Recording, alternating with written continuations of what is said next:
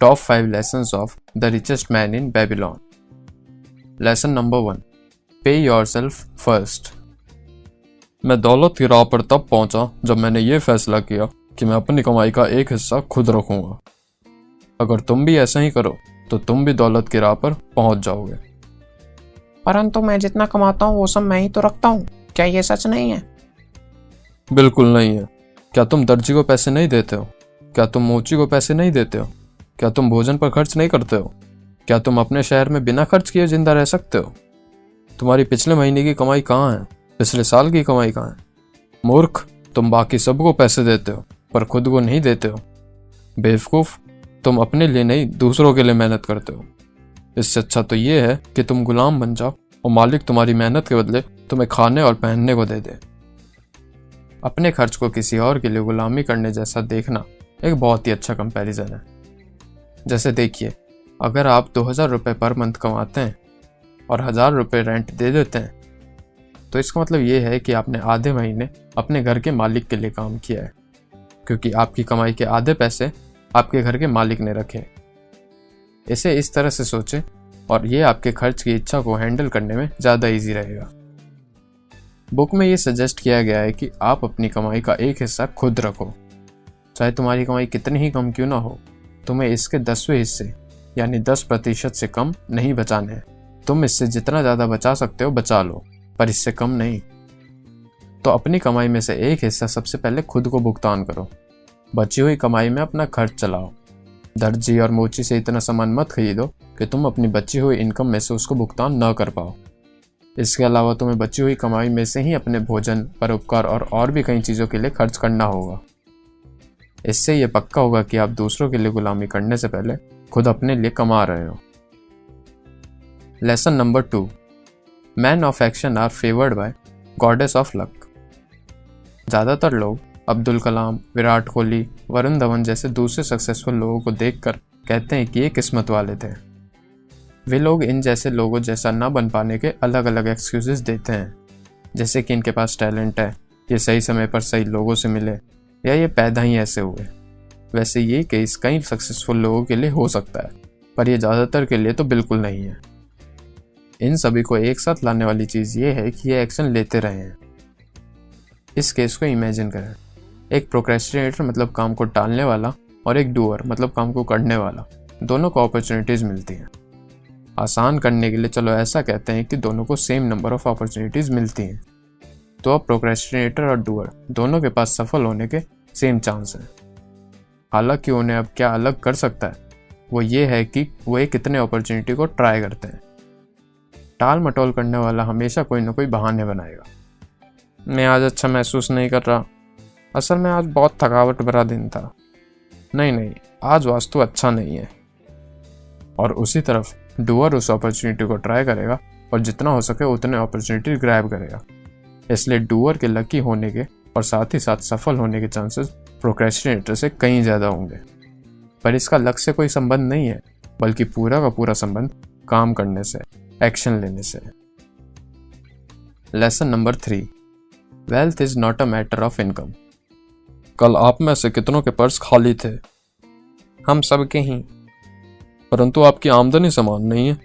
कुछ लोग दूसरों से ज़्यादा कमाते हैं, कुछ का परिवार ज़्यादा बड़ा है, इसलिए उनको पालन पोषण करने में वे ज़्यादा खर्च करते हैं।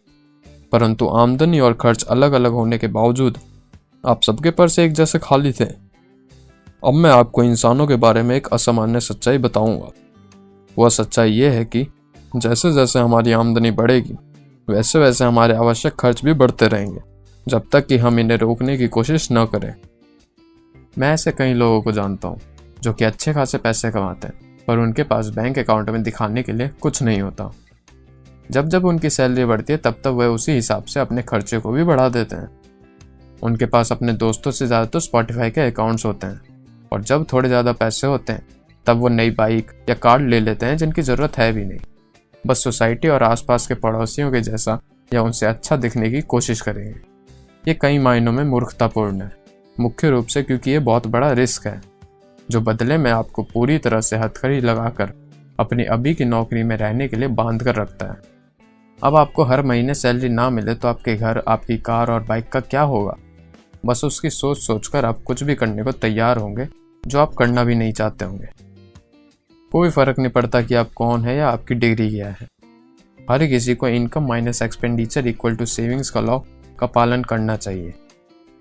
इससे कोई फर्क नहीं पड़ता कि आप इंजीनियर हैं, एक मैकडोनल्ड में क्रू मेंबर हैं या कोई बड़े क्रिकेटर या फुटबॉलर हैं।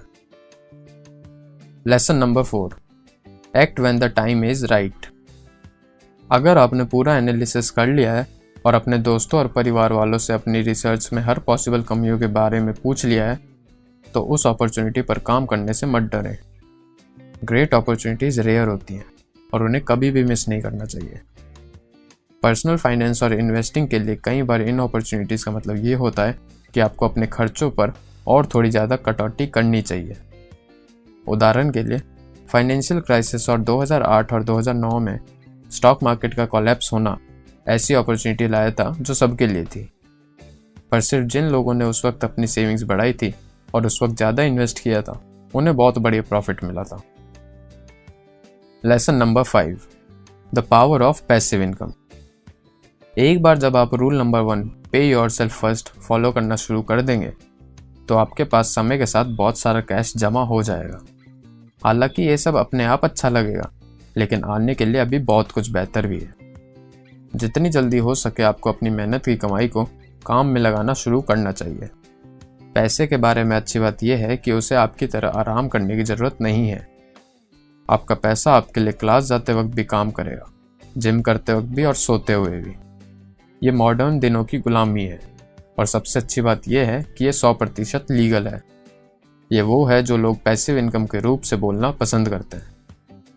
अगर आप इन्हें गुलाम रखने का निर्णय करते हैं तो ये ब्रीड करेंगे और आपके पैसों के बच्चे होंगे, और यहाँ तक कि वो भी ब्रीड करेंगे और उनके भी बच्चे होंगे। इससे आपका पैसा एक्सपोनेंशियली बढ़ेगा। एक्सपोनेंशियल के बारे में अच्छी बात यह है कि वे समय के साथ गुना करते हैं और पैसा कमाना आसान हो जाता है, और आसान और आसान और आसान। तो इस वीडियो में हमने देखा लेसन नंबर 1, पहले अपने आप को भुगतान करना है। लेसन नंबर 2 ये है कि एक्शन लेने वाले, काम करने वाले ज़्यादा भाग्यशाली होते हैं। लेसन नंबर 3 ये है कि धन एक ऐसी चीज़ है जिसमें खर्च सबसे इम्पॉर्टेंट फैक्टर है, ना कि इनकम। बुक से 4th एडवाइस ये है कि सही समय होने पर एक्शन लें। और लेसन नंबर 5, पैसिव और एक्सपोनेंशियली इनकम की शक्ति है। तो दोस्तों, कैसी लगी आपको ये वीडियो? हमें कमेंट करके ज़रूर बताएं।